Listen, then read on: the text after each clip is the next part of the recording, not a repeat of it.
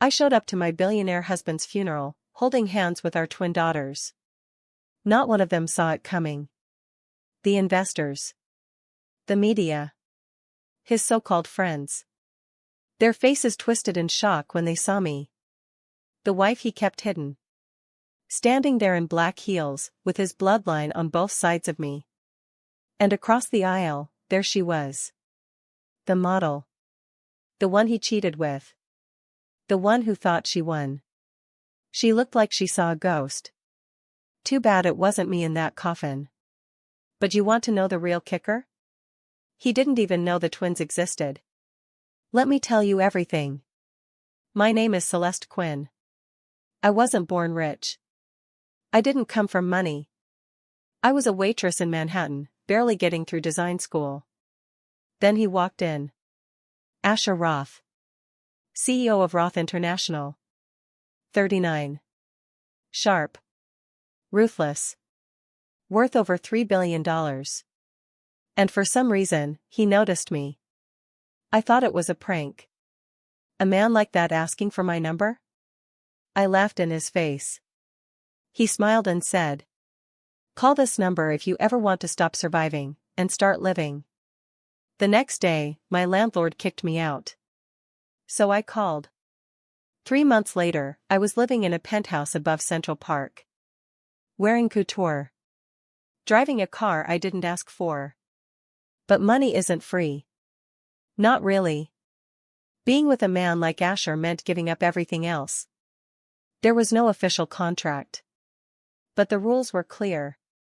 Be his. Completely. Or be gone. Before we continue, tell me where you're watching from. I love seeing the reach. And if this story has you hooked, hit subscribe now. A new one's coming tomorrow, so don't miss it. Let's continue. The wedding was insane. Celebrities. Helicopters. Fireworks over the Hudson. I remember thinking, I did it. He kissed me like I was the center of his world. And I believed it. Until the whispers started. Until I saw the photos. Her. Blonde. Legs for days. The kind of face that lands perfume deals.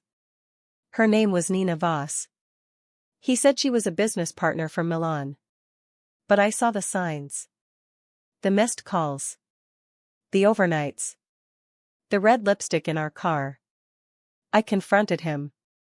He looked me dead in the face and said, "You're imagining things." I wasn't. I had screenshots. Hotel receipts. Plane tickets. But I didn't scream. I didn't cry. I just said, "I'm pregnant." I should have known that wouldn't change anything. I thought having his child would bring him back. Instead, he flew to Paris the next day. No reply. No call. No message. While I was growing a life inside me. He was flying first class with her. I spent those months alone. In a silent, cold penthouse. Wearing sweatpants and Googling baby names. While his face was plastered across tabloids. I stopped hoping. I cut off the cards. Moved upstate. And I raised my daughters without a dime of his. He didn't know they existed. Not even a name. Not even a birth date. He erased me like I was a phase. Until one morning. I was feeding the twins applesauce. TV on in the background. I wasn't even listening. Until I heard the anchor say, "Billionaire Asher Roth has died in a car crash outside Monaco." I froze. I stood there, spoon in hand. Watching the headline scroll across the screen. He was gone. No apology. No goodbye. No redemption. But when I looked at my daughters, something in me snapped. I wasn't going to stay quiet. He tried to erase me. Now? I was going to remind the world exactly who I was. And that he didn't just leave behind a fortune. He left behind us. They say funerals bring out the truth. That's a lie. Funerals bring out the actors. Everyone shows up in black pretending they cared. When really, they're all just wondering what they'll get out of the will. And trust me, Asher's funeral was a red carpet for snakes. CEOs. Socialites. Billion-dollar heirs. Fake tears and designer sunglasses. They didn't love him. They loved his empire. And right in the front row? Her. Nina Voss. Sitting like a grieving widow. Like she hadn't just spent the last 2 years flaunting their affair on yachts and red carpets. She wore white. White. Like she wanted the cameras to know this was her show. I almost laughed. When I walked in, everything stopped. I didn't say a word. Just stepped forward, holding both of my daughters by the hand. Heads turned. Gasps. Someone dropped a glass. The whispers started instantly. Is that? She has kids? Wait, are those his kids? I didn't look at them. I looked straight at her. At Nina. And for the first time since she stole my husband. She looked scared. After the funeral, they invited close family to a private reading of the will. I showed up. Security hesitated. I handed them a DNA envelope and said, "Let the lawyers decide." They let me in. And guess who was already sitting there? Nina. Arms crossed. Legs swinging. Like she already knew what was coming. She smiled at me like I was some charity case who wandered in by mistake. Then the attorney walked in with a folder thicker than a Bible. Everyone leaned in. And then it happened. He cleared his throat and said, "Asher Roth's assets will be divided according to a secondary, sealed will, filed privately, 6 weeks before his death." Nina's head snapped up. 6 weeks. That was when he had gone silent. That was when he cancelled a trip to see her in Rome. That was also around the time I sent him one thing. A letter. With 2 birth certificates. I thought he ignored it. I thought he died never knowing. But he did know. He just never replied. And now? Now it was in writing. To my children, born to Celeste Quinn. I leave the following. That room went silent. Nina's face cracked like glass. 40% of Roth International shares, held in trust until their 18th birthday. And estate in Aspen. $400 million in cash assets, to be managed by their legal guardian. Celeste Quinn. I didn't cry. I didn't smile.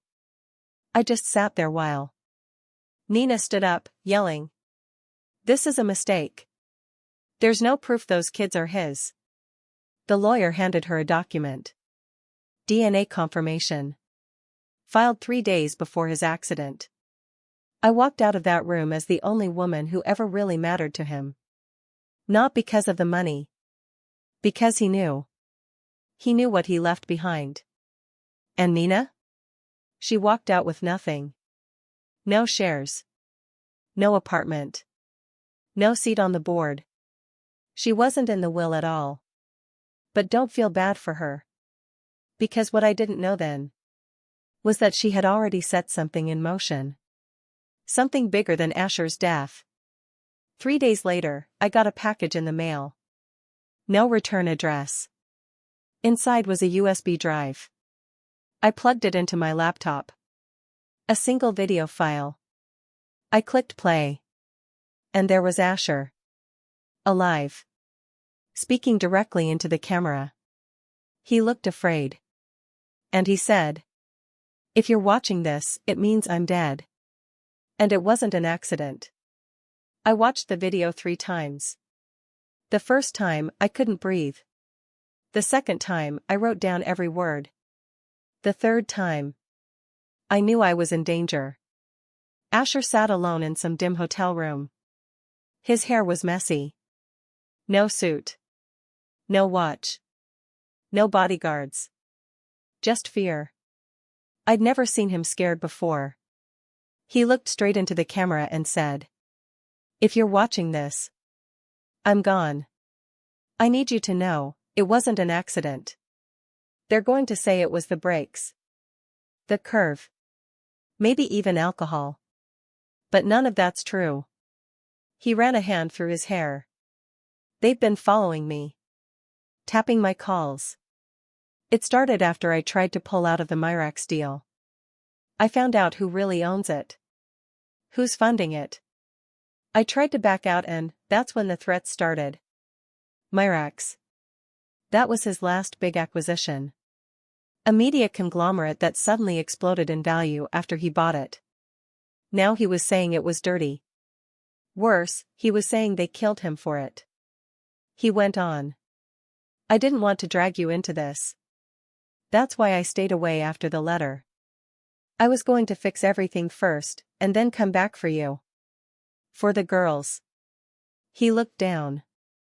His voice cracked. I'm sorry, Celeste. I should have protected you. But now it's your turn to protect them.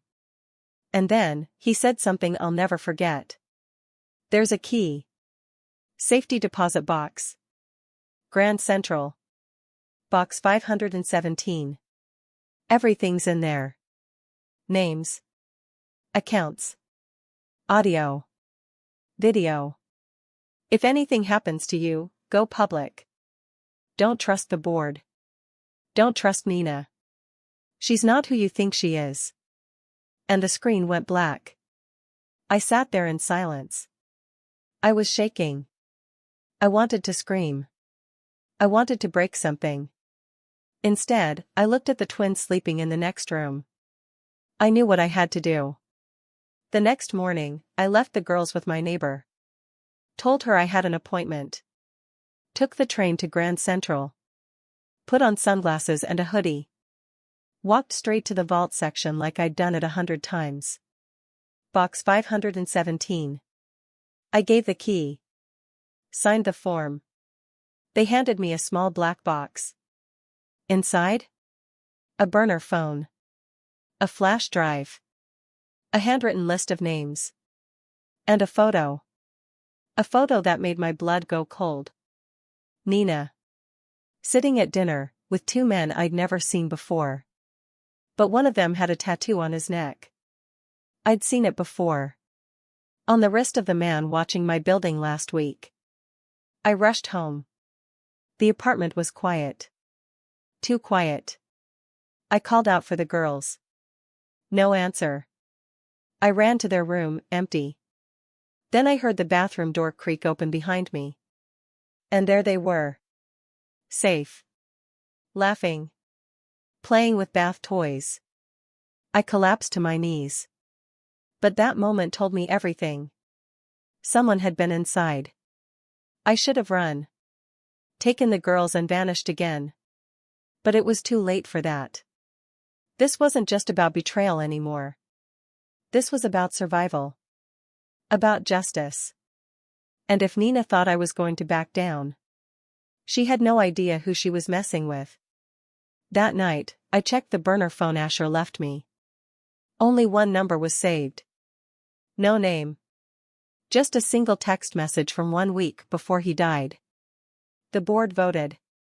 She knows. You're out of time. I texted back. No reply.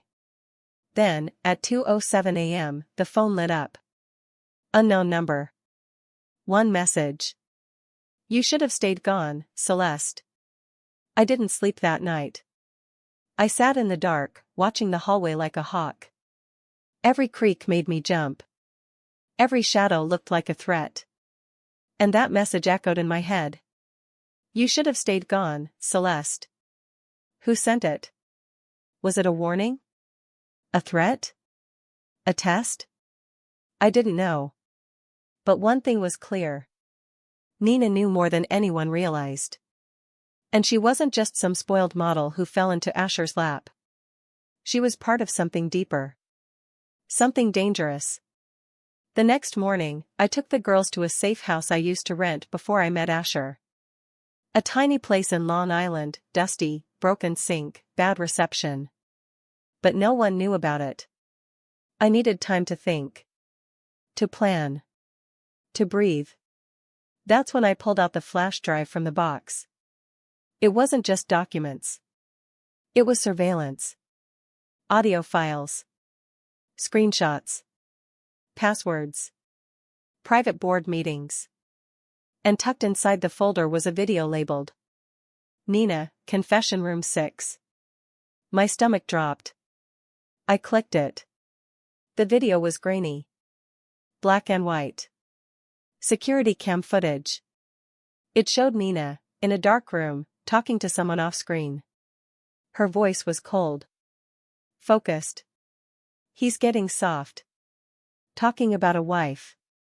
Children. Pulling out. A male voice responded. He's a liability now. We can't risk it. She didn't flinch. Then I'll handle it. And then she smiled. That fake, charming, camera-ready smile. Only this time, there was nothing behind it. I sat there frozen. She wasn't just a side piece. She was in on it. She helped set him up. She helped bury him. I'd spent so long thinking she stole him from me. But the truth was worse. She used him. And when he became inconvenient, she signed his death certificate without blinking. I thought back to every magazine cover. Every interview. Every party. She played. The perfect role. The heartbroken mistress. The other woman with tears in her eyes and flawless makeup. While behind the scenes, she was part of the machine that killed him. And now? Now she wanted me to disappear too. I needed help. I couldn't do this alone anymore. So I made the hardest call of my life. To the one person I swore I'd never speak to again. My brother. We hadn't talked in 4 years. Not since the wedding. He hated Asher. Said I was selling myself for money. Said he wanted nothing to do with any of it. He was right. But I called anyway. And when he picked up, all I said was, they killed Asher. And they're coming for me next. He didn't ask questions. He just said, where are you? I'm on my way. He showed up 6 hours later in a beat-up truck and a bulletproof vest. Same old Marcus. He looked me up and down and said, you're lucky I still like you. Then he saw the twins. And everything changed. He knelt down, looked them in the eyes, and said, hi. I'm Uncle Marcus. And no one's gonna mess with your mom while I'm breathing. That was the first time I cried since the funeral. Marcus and I spent the next 2 days going through everything. The flash drive. The documents. The security footage. He had military training. Surveillance background. He spotted things I missed. Hidden numbers in emails. Coded language in board memos. And one name that kept popping up over and over again. Harlan Price. Asher's longtime friend. Chief Legal Officer at Roth International. Publicly devastated by Asher's death. Privately? He was on 3 phone calls with Nina the night before Asher's car went off the road. And there was one more thing. A wire transfer. $2.5 million. To a shell company in the Cayman Islands. From Harlan. To someone with the initials NV. Nina Voss. Marcus looked at me and said, you don't need revenge. You need exposure. You take this public, they're done. But I shook my head. This wasn't just about press. Or headlines. It was about what they took from me. My husband. My peace. My future. And if Nina thought I was going to run? She was about to learn something new about me. The next morning, I called her. She answered on the second ring. I said, we need to talk. Face to face. She laughed. Why? So you can cry to me about your billionaire baby daddy? I replied. No.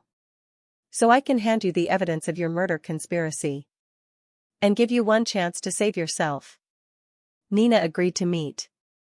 Of course she did. Because in her mind, I was still that quiet little nobody in designer heels. The girl she stole a billionaire from. She had no idea who she was meeting that day. I chose a public rooftop cafe in Tribeca. Plenty of people. No shadows. One exit. She showed up 30 minutes late, like always. Wearing black leather and fake grief. She looked me up and down and said, "Motherhood looks exhausting." I smiled. "Murder looks worse." We sat. No hugs. No fake cheek kisses. Just silence and coffee we wouldn't touch. I slid a flash drive across the table. "Before you say anything, watch this later." She didn't touch it. Just leaned forward, voice syrupy sweet. "What do you want, Celeste? Money? A payout? To disappear again?" I laughed. "No. I want answers." For a second, I saw something shift in her face. Not fear. Not guilt. Calculation. She tilted her head. Asher was spiraling. "You saw it. You knew. He had secrets even you didn't know about." I leaned in too. "He left me everything. The video. The drive. The Cayman account. The board votes. Harlan's wire. That got her." Her pupils snapped tight. Her fingers twitched. She tried to play it off. "Then I guess you know he wasn't the man you married." I didn't blink. "He was still a better man than you are a woman." Then she said something I'll never forget. She leaned back and whispered, "You think I'm your enemy. But the people who really wanted him gone? They don't care about you. Or your kids. But if you keep playing this game, they will." And that was when I saw it. A man. In a gray suit. Sitting 3 tables away. No coffee. No food. Just an earpiece, and a gun at his hip. She had brought backup. So had I. Marcus stepped out from inside the cafe. Big. Calm. One hand under his jacket. Nina looked past me and froze. I said, "Your goon twitches, and he'll lose a kneecap before dessert." We both sat there, silent. Still. 2 women with diamonds, daggers, and enough dirt to bury each other. Then she stood up, smiled, and said, "You always were too emotional. Good luck protecting those kids of yours." And just like that, she walked away. No threats. No violence. Just a warning. But I didn't need luck. I had a plan. That night, Marcus and I moved again. Somewhere off-grid. No Wi-Fi. No names. We backed up everything. Made 3 copies of the flash drive. One for a lawyer.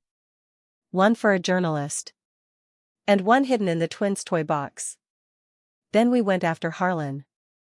Because behind every cold-blooded model is a man with a motive and too much to lose. Harlan thought he was untouchable. He didn't know Marcus had hacked into his travel history. Didn't know we tracked him to a charity gala in D.C. Didn't know I would show up, dressed like a socialite, with a press pass and a poisoned smile. He spotted me across the room and froze. I walked up with a champagne flute and said, "Don't worry, Harlan. I'm not here to kill you." He laughed. Nervously. "Then what are you here for?" I leaned in close and whispered, "To let you know that if anything happens to me, every copy of that drive goes public." He tried to smile.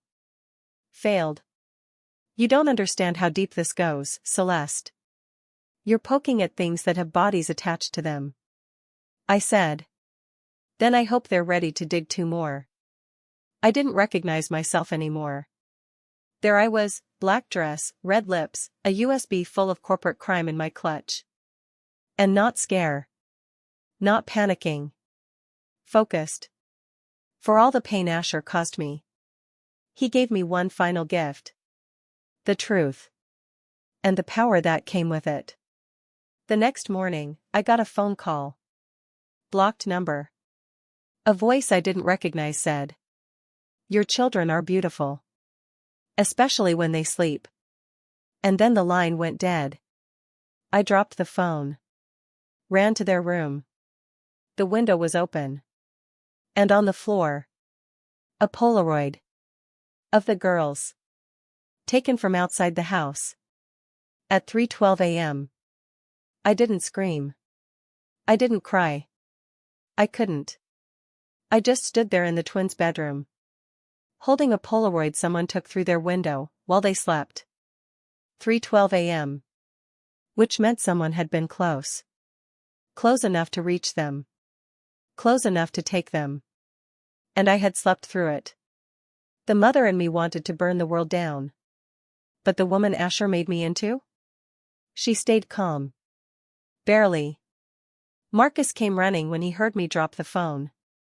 I showed him the photo. He said nothing at first. Just locked the doors. Checked every camera. Every window. Every exit. Then he said, "We need to move. Now." We packed the girls in 10 minutes. Didn't even finish brushing their hair. Didn't say goodbye to the house. We left everything but the drives and a backpack. I didn't know where we were going. But I knew who we were leaving behind. Nina. Harlan. And whoever the hell thought they could use my children as leverage. We drove until the sun came up. No phones. No cards. Just cash. Marcus had a contact. A safe house in Maine. Built like a fortress. No cell service. No roads in. We got there by boat. And that night, for the first time in weeks, I slept with a gun under my pillow. The next morning, we tried to access the backups. All 3 USBs. One wouldn't open. The second had been wiped. Only one copy still worked. And that's when we realized someone had found the others. Which meant we had a leak. And it wasn't Harlan. Because he had just been found dead. News broke mid-afternoon. Harlan Price, longtime legal head of Roth International, found dead in his hotel room. Apparent heart attack. But Marcus got into the surveillance footage. There was no heart attack. There was a man in a mask. A needle.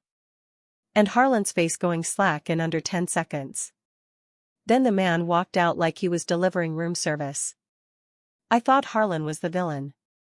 Turns out, he was just a pawn. And the second he became inconvenient? They erased him, too. I couldn't trust the police. Couldn't trust the company. And definitely couldn't trust the board of Roth International. So I did the only thing left. I leaked it. Not everything, just enough to spark a fire. Anonymous email. Selected files. Sent to 6 journalists. The headline ran 2 hours later. Whistleblower reveals billionaire's secret files before death. Names. Transfers. Emails. And photos of Nina sitting with men the public wasn't supposed to know existed. I thought I'd feel safer after that. I didn't. I felt seen. Exposed. The next day, my face was everywhere. Secret wife revealed. Billionaire's hidden twins. Was Roth murdered by his mistress? And then the messages started. Not from threats. From investors. From journalists. From board members. They were all asking the same question. What else do you have? Marcus said it best. You're holding a live grenade. You just pulled the pin. Now everyone wants to know where it'll land. That night, while checking the last remaining drive, I opened a folder I hadn't seen before. It was titled simply, "Insurance, for Celeste only." Inside was a document. A single page. And when I read it, everything changed. Because it wasn't about Nina. Or Harlan.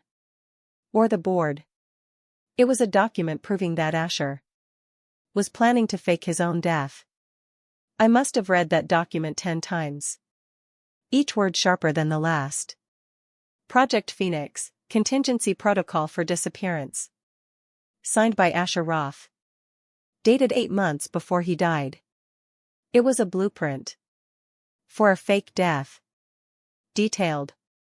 Surgical. Perfect.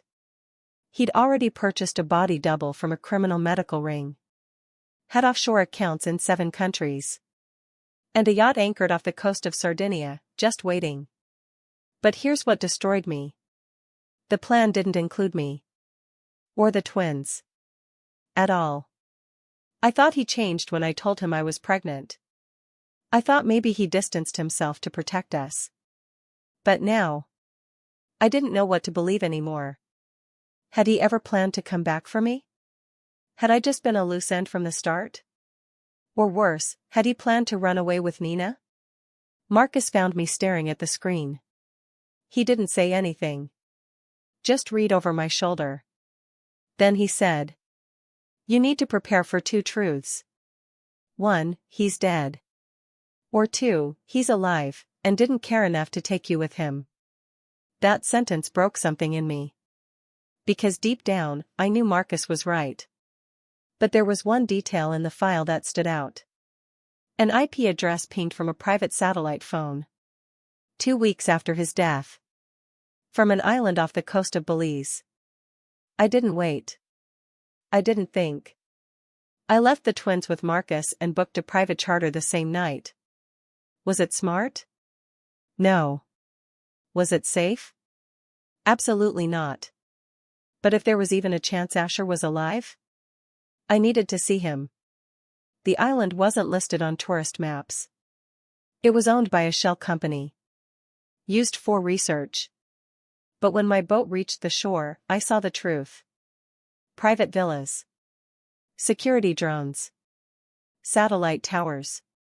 This wasn't some abandoned hideaway. It was alive. And someone was watching me. I climbed the hill toward the main villa. No guards. No gates. Just a single man sitting by the pool. Drinking coffee and reading the Wall Street Journal. And when he looked up, my heart stopped. It was him. Asher Roth. Alive. Breathing. Looking older. Tired. But alive. He stood. Our eyes locked. And for a moment, neither of us spoke. Then he whispered. "You weren't supposed to find me." I should have screamed. Hit him. Cried. Demanded answers. But all I said was, "Why?"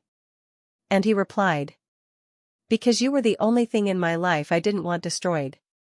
He tried to explain. That the board turned on him. That Nina was a setup. That everything spiraled too fast. He said he planned to expose them from the shadows. That faking his death gave him freedom. That he watched my life from a distance. I saw the twins. I saw you walk into the funeral. I wanted to run to you. But if they knew I was alive. I cut him off. So you let me think you were dead? Let me raise our children alone? Let me risk everything while you sat here, sipping espresso in paradise? He didn't have an answer. Just silence. And regret written all over his face. Then I said, "I leaked the files." His eyes widened. "You did what?" "I exposed everything. Harlan's gone. Nina's unraveling. You stayed in the shadows. But I walked through fire to protect our daughters." He didn't look proud. He looked terrified. "You don't understand what you've started, Celeste." Suddenly, the villa's security lights turned red. Alarms went off. A voice echoed over the intercom. Unidentified aircraft approaching the island. ETA, 4 minutes. Asher ran to a control panel, typing codes. "They found me." He turned to me, face pale. "You weren't followed, were you?" I just stared at him. and said, "I don't know. But they've been watching me since the will." He grabbed my arm. "Then we have to go. Now." We ran. No time to think. No time to argue.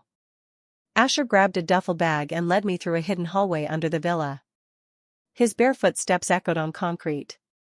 Alarms still screaming overhead. "There's a dock behind the island," he shouted. "Submersible. It's off-grid." I could barely hear him. My pulse was in my ears. All I could think about was the twins. I left them with Marcus. And now I was running across some billionaire's secret island because my dead husband turned out to be very much alive. And hunted. We reached the dock. There it was. A sleek black submarine, humming, ready. We climbed in, sealed the hatch.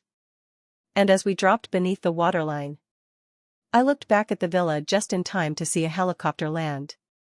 Men in full tactical gear stormed the property. Too late. Asher sat across from me, dripping sweat. Breathing like he'd just escaped hell. "How long have they been tracking you?" I asked. He shook his head. "Since I vanished. I've had to stay ahead of them every day." I narrowed my eyes. "So why stay on that island? Why stop running?" His voice cracked. "Because I thought I could end it from there. Remotely. Quietly. And because I thought you'd be safer without me in the picture." I wanted to scream. To tell him he was a coward. That leaving me to raise twins alone wasn't protection. It was abandonment. But I didn't.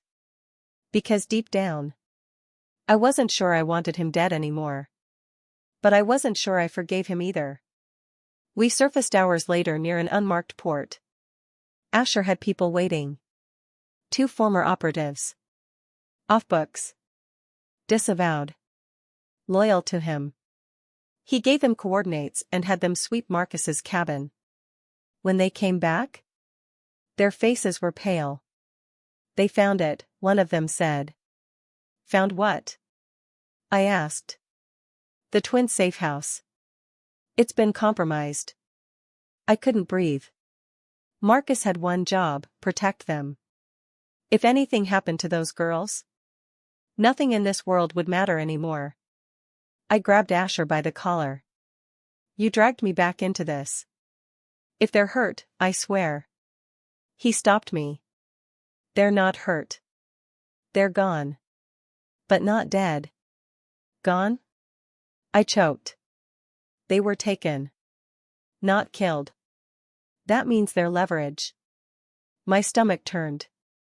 Because I knew exactly what this was now. Not revenge. Not power. Not money. This was war.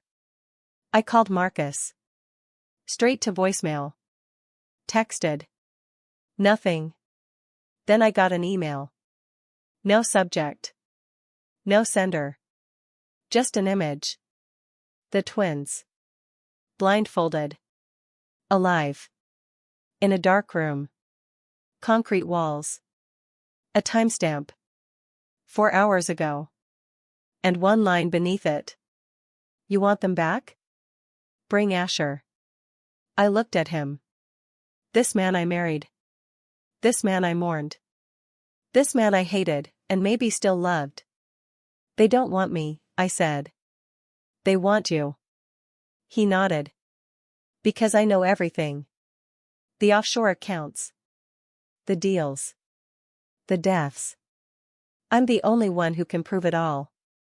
I whispered. "Then we trade you." He laughed once. "That's suicide." I whispered again. "Then teach me how to kill them first." That night, we sat in a hangar. Maps spread out. Satellite images. Weapons. And a plan. We had 48 hours to find the twins. 48 hours before they moved them. Or worse. And as Asher loaded a pistol into a duffel bag, he looked up at me and said, "You don't have to come." I zipped up my jacket. You disappeared once. I'm not letting it happen again. And we boarded the jet. Straight into the fire. We flew in silence. Private jet. Midnight sky. No lights. No chatter. Asher stared out the window. I stared at the map in my lap. We both knew where we were going. But we weren't sure we'd come back. The message said, "Bring Asher." But I'd read between the lines. This wasn't about ransom. This wasn't about money. This was about me. Because I was the one who leaked the drive. I was the one who kept the only living copies. I was the one who walked into Asher's funeral with proof of bloodline. The twins? They were bait. I was the kill. We landed just outside Bogota, Colombia. Not a place you'd expect to find billionaire war crimes and boardroom betrayal. But corruption lives where the money hides. And Roth International had a dozen shell companies in the region. Asher's contact met us at a rundown airstrip. Military-grade gear. Jeep with fake plates. And one mission. Find the compound. Get the girls. Get out. As we drove, I thought about all of it. The funeral. The will. The stairs when I showed up. With my daughters. The model who thought she'd won. The billion-dollar empire collapsing under its own lies. All of it. Because I said yes to a billionaire 10 years ago. And now? I was about to walk into enemy territory with a pistol in my waistband. And vengeance in my chest. We found the compound the next morning. Old cartel estate. Walls 2 stories high. Sniper posts. Motion sensors. But we had something they didn't expect. Me. No one knew I'd be there. They expected Asher alone. Expected him to come crawling, desperate and broken. Instead, he was at my side. And I was armed. We watched the building for hours. Then Asher turned to me. "You ready?" I nodded. "Let's end this." We moved fast. Broken through a blind spot in the cameras. Took out 2 guards silently. Room by room, we cleared the compound. It was empty. Too empty. And then, I found it. A single locked door. I kicked it open. And there they were. My girls. Duct tape on their mouths. Hands tied. Scared. Crying. Alive. I dropped my gun. Ran to them. Untied them. Held them like I'd never let go again. But as I did, the lights shut off. Red glow. Backup generators. And a voice echoed through the building. "Well, well, well, the grieving widow returns." It was Nina. She stepped out of the shadows. Hair perfect. Nails done. Like she hadn't just orchestrated an international kidnapping. And in her hand? A gun. "You never knew when to quit," she said. I stood up slowly, placing the twins behind me. "Let them go." She smiled. "Oh, I will. After you're gone. See, Celeste, you made too much noise. We could have buried the files. Bought the press. Controlled the narrative. But then you had to show up. With his children. With your little moment at the funeral." I narrowed my eyes. "You think this ends with me?" She tilted her head. "I think it ends tonight." Suddenly. Gunshot. But it wasn't her. Asher shot first. The bullet hit Nina's shoulder. She screamed and dropped her gun. I lunged forward, grabbed it, kicked it away. Nina was on the ground. Bleeding. Furious. Cornered. "You think you've won?" she hissed. Asher stood over her. "You had your shot. You sold me out. You almost killed my family." And I said, "You should have stayed a mistress." Because you were never strong enough to be anything more. We left her alive.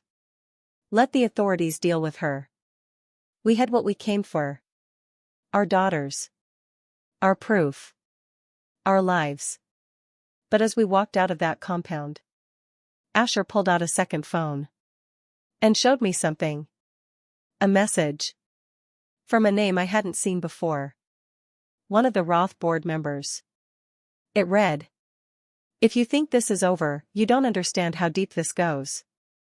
And below that, a location pin. Our old penthouse in New York. We returned to New York like ghosts. Private jet. No manifest. No press. No trace. Asher was still recovering from the firefight. The twins were quiet, traumatized, holding on to me like I might disappear next. And me? I was done running. No more fear. No more hiding. No more mercy. The message was clear. If you think this is over, you don't understand how deep this goes. So I took it personally. I went back to the one place I swore I'd never return. The penthouse. Our old life. Our old skyline. The glass palace where the lies began. But this time I walked in with full control. And every step echoed with purpose. I stood in the same living room where I once paced with a positive pregnancy test in my hand. Where I once waited for a man who never came home. Where I once thought love could fix betrayal. Not anymore. Asher sat on the couch, bruised, stitched, silent. The twins were asleep in the guest suite, finally safe. And I laid it out on the marble coffee table. The evidence. The plan. The trap. Because we weren't just going to survive. We were going to finish this. We streamed a live broadcast. Encrypted. Anonymous. Sent to every major news outlet, financial authority, and international watchdog. We showed the proof. Bribes. Murders. Wire transfers. Boardroom recordings. And one final detail. A video from Asher, alive and recovered. My name is Asher Roth. I faked my death to escape the corruption I helped create. But my wife, Celeste, brought me back to make it right. Then I stepped into frame. We're not asking for protection. We're giving you the truth. And we're ready to go down with it if we have to. It exploded. Roth International stock collapsed. Nina was indicted. Half the board vanished overseas. And me? They tried to bury me with lawsuits, headlines, and smear campaigns. Until I did the one thing they never expected. I took control. I didn't want power. I wanted peace. But sometimes, the only way to protect the people you love is to become something no one sees coming. I was the wife they forgot. The woman they erased. The mother they underestimated. And I ended up being the reckoning they deserved. It's been 14 months. Asher and I don't wear rings anymore. We co-parent. We coexist. Some wounds don't heal. And that's okay. I started a foundation in the girls' names. One that funds legal action against corrupt corporations. Marcus runs security. The twins are thriving. And me? Every now and then, I walk past that penthouse window.